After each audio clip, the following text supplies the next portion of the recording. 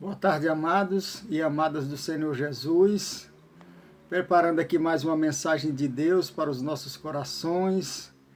E esta será no texto de Lucas, capítulo 15, a partir do versículo 1 até o 32. Este texto da Palavra de Deus, especialmente a partir do versículo 11 de Lucas 15, até o 32, ele conta a parábola do filho pródigo.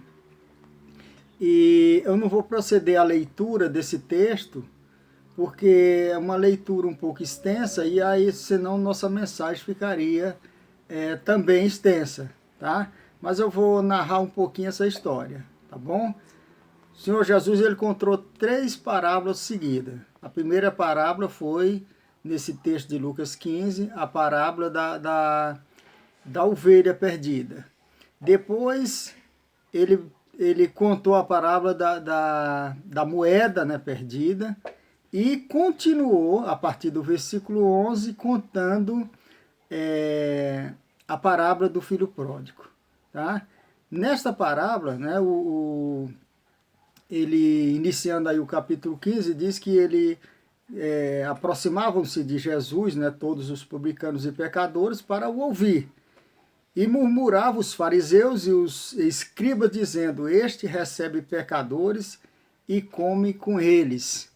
Aí foi quando o Senhor Jesus iniciou contando essas 3 parábolas. Esta parábola do filho pródigo, ela apresenta aí pelo menos 3 personagens principais. Para a gente entender bem essa parábola, entender o contexto dela,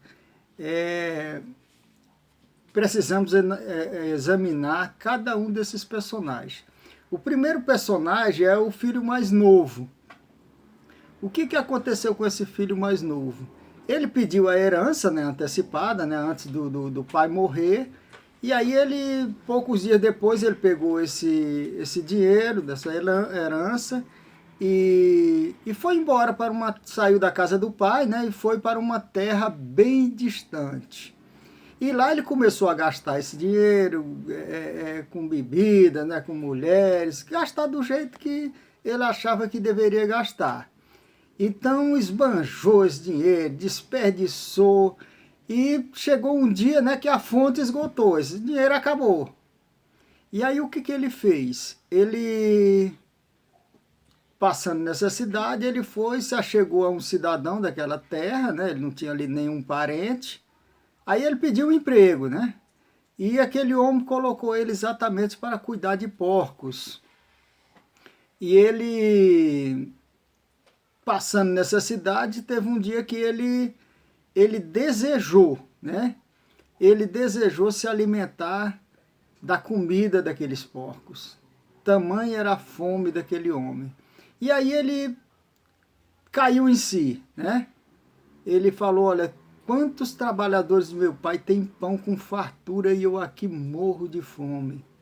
Vou fazer o seguinte, eu vou me levantar e vou ter com meu pai. E quando chegando lá eu vou dizer: pai, pequei contra o céu, pequei contra ti, não sou digno de ser chamado teu filho, me trate como um dos seus empregados, ou seja, me arranja um emprego, né? Então, esta foi a história deste primeiro personagem, desse filho mais novo. O outro personagem, né, que é o pai, este disse que quando esse filho mais novo chegou, de longe ele já viu, aí se compadeceu dele, correu, abraçou, beijou, e quando chegou em casa falou para os seus empregados: traga a melhor roupa e veste ele, põe o anel no dedo, sandália nos pés, e outra coisa, mate o bezerro cevado, vamos festejar, vamos nos alegrar. E ficou feliz da vida, ou seja, recebeu aquele homem que chegou ali, reconhecendo os seus erros, recebeu com festa. Esta figura, né, do pai. Quando a terceiro personagem é o personagem do filho mais velho. O filho mais velho, ele estava no campo. E quando ele chegou próximo da casa, ouviu aquela música, né, aquelas danças. Aí ele chamou um dos criados. Rapaz, vem cá, o que está acontecendo aí em casa? Aí aquele empregado falou, não, é porque seu irmão chegou com saúde, né? E seu pai mandou matar o bezerro cevado e estão lá festejando, né? E aí ele ficou muito indignado e não quis entrar na casa. Ou seja, ficou em volta. O pai ainda tentou conciliar, mas ele estava irreconciliável, né? Permaneceu fora da casa. Ou seja, aquele filho mais velho não participou daquele banquete, porque quando o pai veio, ele até falou, olha, esse teu filho que gastou o seu dinheiro com meretriz, você mata o bezerro cevado, e para mim nunca me deu nem um cabrito para eu festejar com meus amigos. Então ele ficou indignado e não quis participar daquele banquete. Esta foi a história também, em resumo, né, do filho mais velho. E a pergunta é, o que esta parábola nos ensina sobre as nossas vidas? Amados, nós precisamos entender cada um desses personagens. Coloquei o título dessa mensagem, De Volta à Casa do Pai. Primeira coisa que nós precisamos entender, aquele personagem, o pai, ali representa Deus. Deus é um Deus que se compadece, é um Deus cheio de amor, cheio de carinho, um Deus que está sempre de braços abertos para receber com muita alegria, para receber com festa o pecador que se arrepende. Então, o pecador quando chega arrependido, né, diante de Deus, diante do Pai, ele está ali para receber. Ele está ali para festejar este pecador que se arrepende. Então Deus recebe com muita alegria, com muito carinho e ainda honra essa pessoa. O anel significava, né, autoridade. A roupa quer dizer muita coisa. A roupa significa honra. Até hoje, quando você vê uma pessoa que se veste bem, você já sabe que a classe social, às vezes, das pessoas, você identifica pela roupa. Agora, imagine naquela época, né? Então, a roupa significava muita coisa. A sandália nos pés significava que ele era livre, era um filho, porque os escravos não usavam sandálias, mas os filhos, sim, eles tinham que usar sandália. Então, tudo ali tem um simbolismo. Então, Deus recebia com honra, com muita alegria, e também com festa, né? Com churrasco, né? De boi cevado. Então, é assim que faz Deus com as pessoas que voltam para Ele arrependidos. Né? Aquele filho mais novo, ele representa quem? A própria parábola diz, né? Que eram os publicanos e pecadores. Quem são os publicanos? Os publicanos eram os cobradores de impostos, pessoas discriminados pela religião judaica da época de Cristo. Eram pessoas consideradas traidores da nação porque eles estavam a serviço do Império Romano para cobrar impostos dos próprios judeus. Então eles eram considerados como traidores da nação e muitos eram tidos como pessoas desonestas. Então eram pessoas que a própria sociedade e a religião judaica tratavam com muito desprezo os publicanos. E os pecadores? Os pecadores, aquelas pessoas que muitos eram prostitutas, eram pessoas mesmo que nem religião tinham, pessoas excluídas da religião. Então esses são os pecadores. Então o que acontece? O que aconteceu com aquele homem? O que significava aquela herança que ele foi pegar aquela herança, sair para uma terra distante? Aquilo ali, meus amados, significa afastamento da casa do Pai. Ele saiu da casa do Pai, ou seja, nós pecadores, quando a gente se afasta de Deus, cada dia nós estamos mais distante de Deus. Cada dia nós estamos, cada mês nós estamos mais distante ainda de Deus. Cada ano nós estamos muito mais distante ainda de Deus. E só que, além dessa distância, quando a pessoa está cada dia mais distante de Deus, o que acontece é o seguinte, ela caminha para o mais profundo fracasso. Então aquele homem começou ali com aquela herança, ainda tinha um dinheirinho no início, então ele gastou, fez as farras dele, foi ali os forrozinhos dele, foi ali gastando, pagando a conta para todo mundo, cheio de amigo, amigo da cachaça, então mulherada para tudo quanto era lado, então ele estava feliz da vida ali, estava ainda desfrutando, achando que estava no bem bom, só que esse dinheiro acabou. E depois, vivendo como empregado, depois ele foi...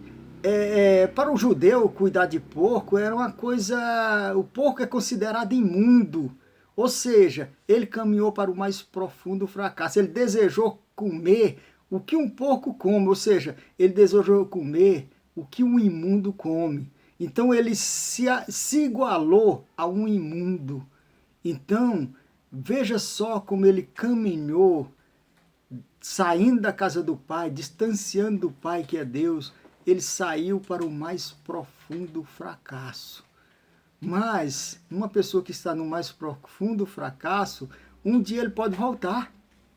E foi isso que ele fez. Ele decidiu, né? Ele caiu em si, ele falou, olha, quantos trabalhadores do meu pai têm fartura de pão e eu aqui morrendo de fome? Eu vou voltar para a casa do pai. E assim ele fez e voltou, e o pai recebeu de braços abertos, com muito carinho e com festa. Então é assim que Deus faz com nós, pecadores. Ele nos recebe com festa, com muito carinho. E aquele filho mais velho? Por que ele não chegou? Por que ele não entrou na casa? Aquele ali, meus amados, aqui está bem claro o início das parábolas. O versículo 2 do capítulo 15 de Lucas é bem claro que é os escribas e fariseus. Quem são os fariseus? Os fariseus eram a melhor religião dos dias de Cristo. Cristo chegou a dizer para os seus discípulos, façam tudo o que eles disserem, mas não proceda de acordo com eles, porque eles dizem e não praticam. Então, a religião dos fariseus era uma religião que tinha uma interpretação muito boa das Sagradas Escrituras. Os escribas eram profundos estudiosos da Bíblia sagrada. Eles estudavam a Bíblia minuciosamente. Então, escribas e fariseus eram pessoas religiosas, extremamente religiosas, que conheciam profundamente a Bíblia Sagrada.